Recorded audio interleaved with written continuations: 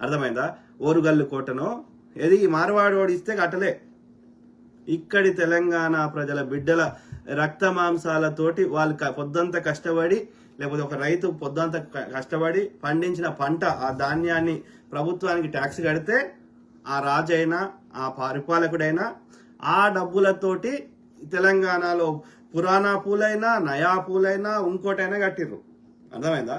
కాబట్టి ఇది తెలంగాణ ప్రజల యొక్క ఇది రక్త మాంసాలు. అర్థమైందా? ఉండనాయే చెప్పు.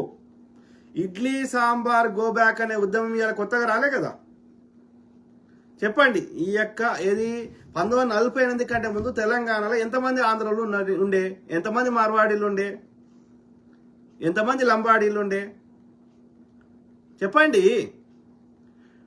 ఆడ మీ దగ్గర బతుకుతారు లేదని మా దగ్గరకు వచ్చిర్రు. ఒకడు